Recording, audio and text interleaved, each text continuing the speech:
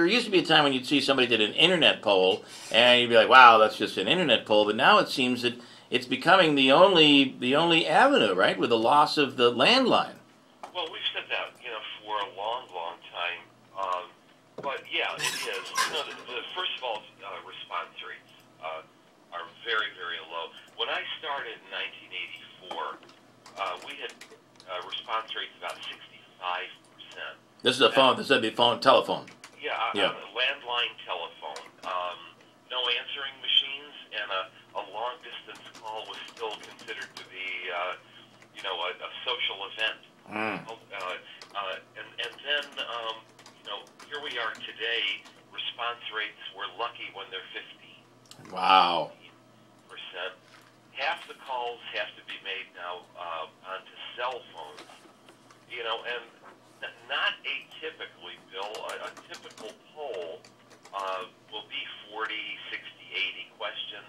You really can't do that on a cell phone. Yeah. So internet, is truly the way.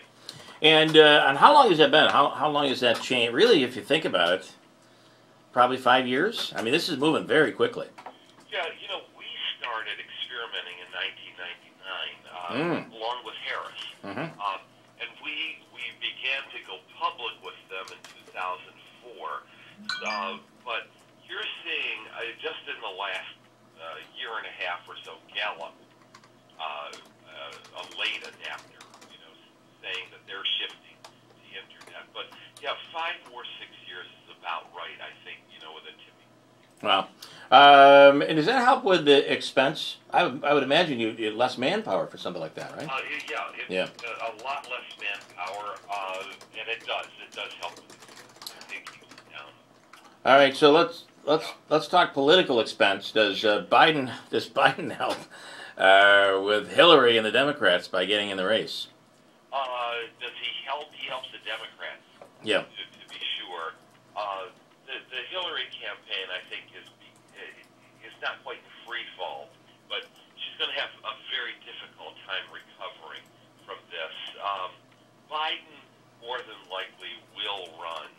If he decides not to, somebody else will.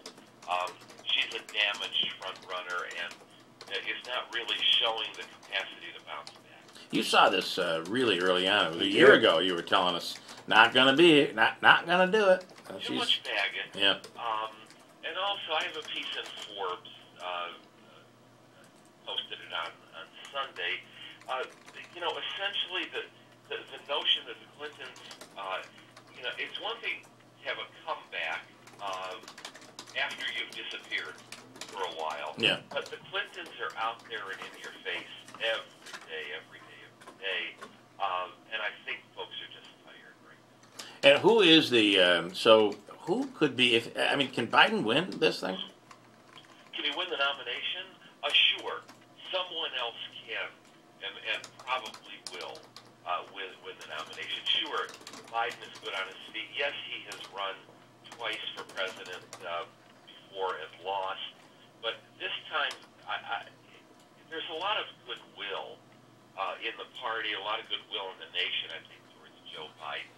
A lot of jokes about him. Yeah. There's no doubt that he helped Barack Obama get elected in 2008. Even Biden's worst enemies will admit that he's ready, he's experienced. There's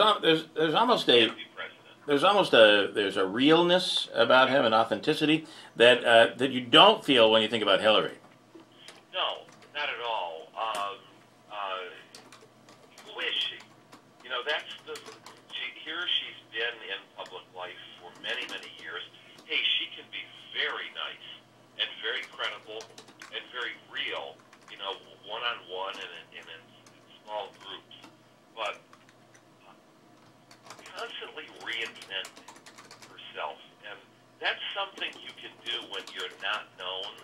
But Hillary's been out there now for actually 3 decades. How do you keep reinventing yourself? Yep. It obviously begs the question, who are you? Okay, let's switch to the other side. And, of course, Trump just sucking all the life out of... And it's interesting to see the people that are showing up at these rallies.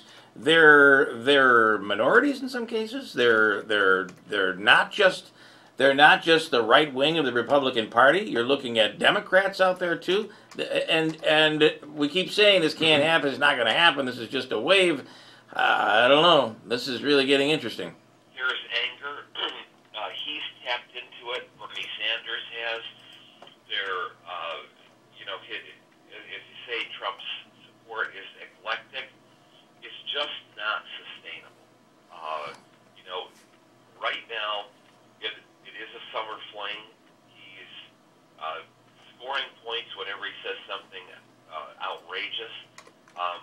But the key thing is once you get into the fall and you get very, very serious about the race,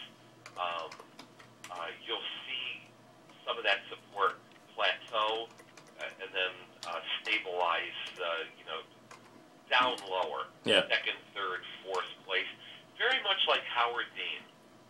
Howard Dean in my polling was ahead 36 points in New Hampshire a month before New Hampshire.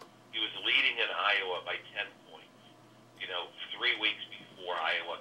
Because the key question that we were asking, this is now 2003, do you want somebody who can beat George W. Bush or somebody who stands up for his principles, right or wrong? Two out of three were saying they want a principled candidate. Closer you got to the Iowa caucuses, that flipped 2-1. They wanted somebody to beat George W. Bush. I think that's going to be the same thing here. And then he made that crazy yell and that scream heard around the world, and then it was... To be truthful, he was already losing. That sort of, just closed the lid on the phone. Almost like a desperate, like this weird, desperate move. John, Bill's question about the demographics of those showing up to support Trump, wasn't it reported initially that maybe he was paying people to show up? Is that true, and is that still going on? It was true at his announcement, and then early on, it was also true that he was, in fact, paying people at some of his early rallies. Not anymore. No, he doesn't need to anymore. No, he doesn't need to. There's something genuine right now about support that he's getting. I just don't think that it's Crazy. All right, Andrew. Either that or there are still some people waiting on checks. Okay, maybe they're still waiting. They're showing up for the checks? No, I guess it's possible. But it is, now, what happens, though, if you remove everybody away and you leave one candidate, maybe it's Carly Fiorina, I don't know, you leave one candidate against Trump and everybody else is out. What happens to all of those numbers? Well, you know what? He's in the mid-20s. There was a poll out yesterday that had him at 32. But no, the fact of the matter is you're going to get into a situation where it's anybody but Trump. Yeah. And after the next CNN debate, you're going to see a lot, which is September 16th. Within 2 days, you're going to see a lot of people just dropping out of the race. And so it'll be a combination of focus on one or two candidates. Yep. Each segment of the party will have its own favorite, and Trump just will not be able to outrage anymore. He's going to have to come up with policies. Voters in Iowa and New Hampshire take this as a very sober responsibility, and they normally end up with a moderate kind of candidate. Sounds like you have a pollster at the door, John, so we'll let you go.